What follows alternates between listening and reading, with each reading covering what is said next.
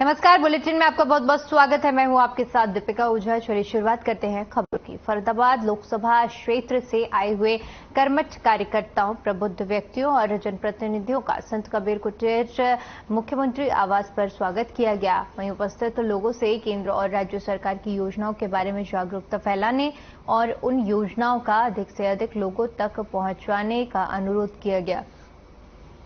इसके साथ ही कहा गया कि जिस प्रकार से दिशाहीन विपक्ष नाम बदलकर लोगों को भ्रमित करने का प्रयास कर रहा है, लोगों को उनके झांसे से बचने की अपील की गई।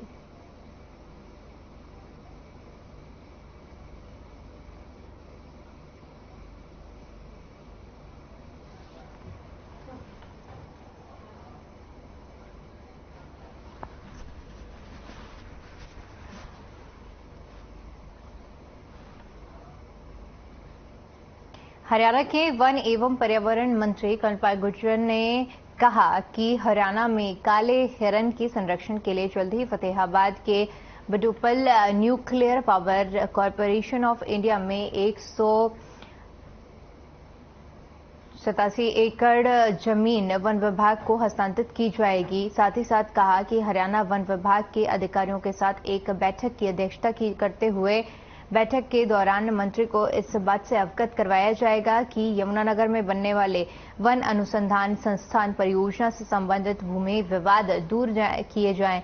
वहीं इस बीच बैठक के दौरान उन्होंने हरियाणा में वृक्षारोपण की प्रगति की समीक्षा भी की।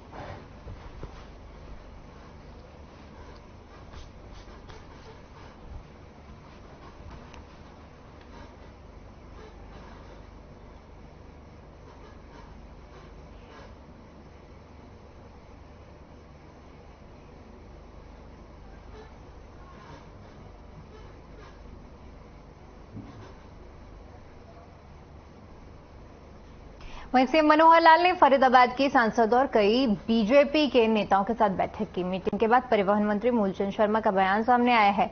उन्होंने कहा कि जितने भी काम फरीदाबाद लोकसभा के अंतर्गत आने वाली विधानसभाओं में हुए हैं और बाकी रहे हैं, उन सब का ब्यौरा विभागीय अधिकारियों के सामने मुख्यमंत्री ने लिया है। साथ ही साथ जो नए विकास के कार्य शुरू हुए हैं उनका भी जानकारी ली है। मेरे हल्के में 95% मुख्यमंत्री की घोषणाएं पूरी हो चुकी हैं।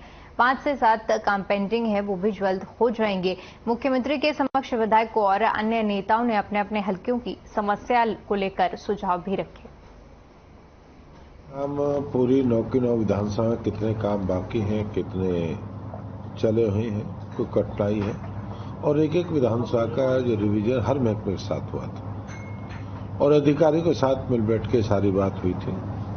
और जितने काम बाकी हैं उनको और जो नए कामों की शुरुआत करें उनकी जानकारी अधिकारियों में आपस में संवाद हुआ है। जैसे जानकारी काम जल्दी होंगे, कितना समय लगेगा, ये सारे विभाग की जानकारी एक एक देने का काम किया।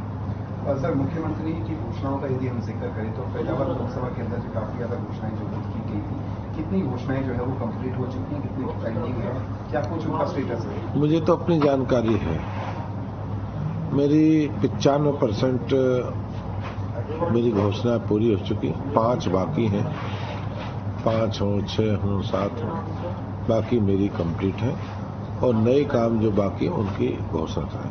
सर, 2024 के मद्देनजर भी काफी महत्वपूर्ण ये बैठक है। जिस तरीके से मुख्यमंत्री जो है वो लगातार हर लोकसभा क्षेत्रों के बीजेपी नेताओं के साथ लगातार बातचीत कर रहे हैं, किस तरीके से देखते हैं 2024 का क्या मंत्र जो है वो मुख्यमंत्री ने दिया, किस तरीके से?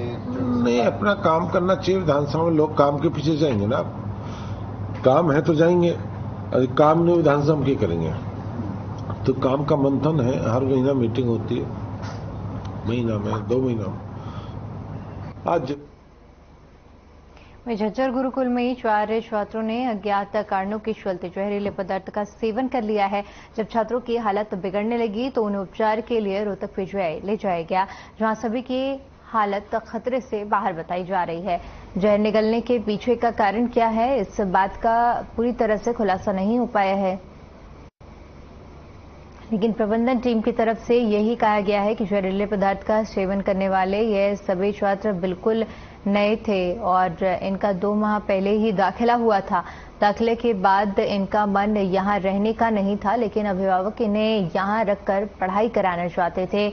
इस बारे में गुरुकुल प्रबंधन ने अभिभावकों को भी अवगत करा दिया है, लेकिन उसके बावजूद भी अभिभावक उन्हें यहीं गुरुकुल में रखना चाहते हैं।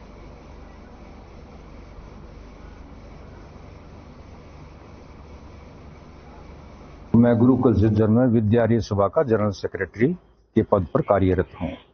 कल एक हादसा हुआ है, बच्चों ने पॉइजन खाया, क्या मामला है, अभी क्या स्थिति है?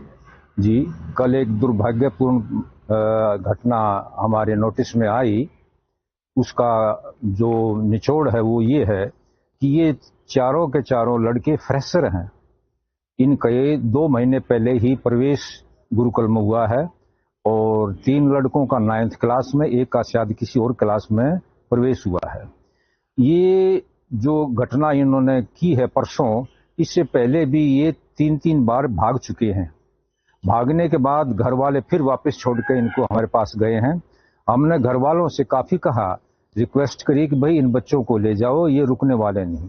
गुरुकुल झज्जर में हमारे पास जो परसों एक इंफॉर्मेशन प्राप्त हुई थी सिविल हॉस्पिटल झज्जर से, जिस पर हमारे जो एसएचओ हैं, आईओ हैं, वहां जाकर के प्रीमा फेसाई इंक्वायरी की, जो पीजीआई रेफर कर दिए गए थे। पीजीआई में जाकर के और उनके पेरेंट्स को बुला करके उनकी स्टेटमेंट रिकॉर्ड की गई, जिन्होंने बतलाया कि पढ़ाई के कुछ विषय को लेकर के कोई जहरीला पदार्थ का जो है ना सेवन कर लिया था। जो तीनों सेफ हैं और ठीक हैं और इस संबंध में जो हमारे द्वारा जो कार्रवाई बनती थी रपट दर्ज की गई है। वहीं जुलाना क्षेत्र के एक गांव की महिला ने पुलिस को दी शिकायत में बताया कि रात को वह अपने परिवार के साथ सो रही थी, साथ ही कमरे में उसकी 17 वर्षीय बेटी भी सो रही थी। आधी रात को गांव का ही एक युवक उसके घर में गलत तरीके से छत के जरिए घुस गया और उसकी बेटी और उसके साथ दुष्कर्म की घटना को अंजाम दिया, साथ ही साथ किसी को बताने पर जान से मारने की धमकी भी दे गया। जुलाना थाना प्रभारी का कहना है कि जुलाना थाना में एक महिला की शिकायत पर युवक के खिलाफ दुष्कर्म, पॉक्सो एक्ट और जान से मारने की धमकी की विभिन्न धाराओं के तहत मामला दर्ज कर लिया गया है। ये एक दरखास्त जुलाना क्षेत्र से हमारे को नाबालिग लड़की के साथ रेप होने वाली प्राप्त हुई थी, जिसमें पॉक्सो एक्ट के तहत मुकदमा दर्ज किया जाके आगे कार्रवाई की जा रही है। सर, इसमें कोई धमकी वगैरह दी गई है क्या युवक द्वारा? इसमें चाकू के नोक पे उसके साथ बलात्कार करने और जान से मारने की धमकी बारे हमारे को दरखास्त प्राप्त हुई है, जिसमें अभियोग अंकित किया गया। सर, जो शिकायत करता है किसके द्वारा दी गई? ये जो पीड़ित है उसकी दादी के द्वारा दरखास्त हमारे को प्राप्त हुई थी, जिसमें मुकदमा दर्ज किया गया।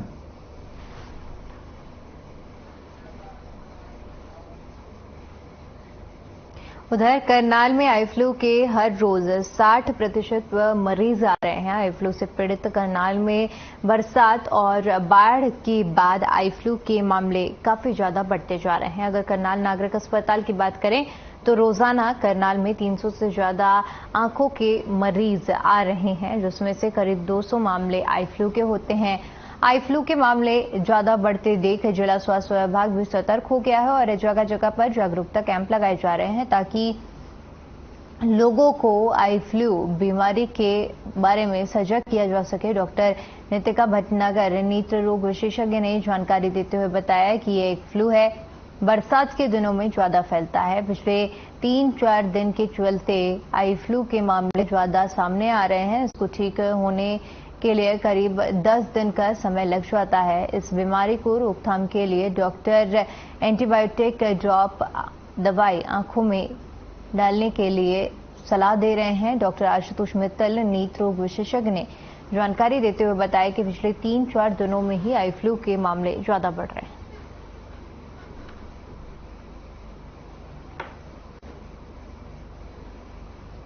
पीढ़ी हमारे पास नॉर्मल भी आती है, वो एलर्जी कंजक्टिवाइटिस की आती है, ड्राइनेस ऑफ आई की आती है, रिफ्रैक्टिव डिसऑर्डर्स की आती है और कैटरेक्ट की आती है। कभी कभी कुछ पेशेंट्स ग्लाकोमा के आते हैं या कुछ डायबिटिक रेटिनोपैथी के आते हैं, फंडस से रिलेटेड। लेकिन आजकल पिछले 3-4 दिन से जो ज्यादा ओपीडी आ रही है वो कंजक्टिवाइटिस की आ रही है। 60% of the patient total OPD is coming of conjunctivitis. सभी जगह से आ रहे हैं, मतलब ऐसा कोई पर्टिकुलरली नहीं है कि कोई फ्लड एरिया से ही आ रहा है, ऐसा नहीं है, सब जगह से ही आ रहे हैं पेशेंट। इवन मैंने पर्टिकुलरली कुछ लोगों से पूछने की कोशिश भी करी कि आप कहां से आ रहे हैं, तो वो शहर से भी थे, हमारे सिटी से ही इटसेल्फ, करनाल सिटी से ही थे। तो बचने के लिए मेन जो आपको करना है वो बार बार सफाई के लिए मैं कहता हूं कि सफाई का ध्यान रखो। कोरोना ने भी हमें ये सिखाया है, सफाई रखेंगे बीमारियों से दूर रहेंगे। अपने घर के आसपास सफाई रखें, अपने हाथ धोते रहें। जब भी कभी बाहर से आप घर में आते हैं तो सबसे पहले आपका काम होना चाहिए हैंड वॉश, अपने हाथ धोएं अच्छी तरह से। जिसको भी घर में कंजक्टिवाइटिस हो जाती है, आंख दुखनी आ जाती है, फ्लू जिसको आप साधारण भाषा में कहते हैं, तो आप अपने हाथ धोते रहें, अपने तौलिया रुमाल अलग रखें, हरी सब्जियां खाएं ज्यादा से ज्यादा, विटामिन सी रिच डाइट जैसे कि नींबू पानी लें, ये चीजें ज्यादा लें। और सबसे जरूरी बात जो है कि आप एक नेत्र रोग विशेषज्ञ से ही अपनी जांच कराएं, क्वालिफाइड डॉक्टर से ही। Eye flu is basically conjunctivitis, which is the inflammation of the conjunctiva. चलिए फिलहाल के लिए यहाँ पर रुकते हैं एक छोटे से ब्रेक के लिए। ब्रेक के बाद देखिए हमारा कार्यक्रम हल्का हलचल।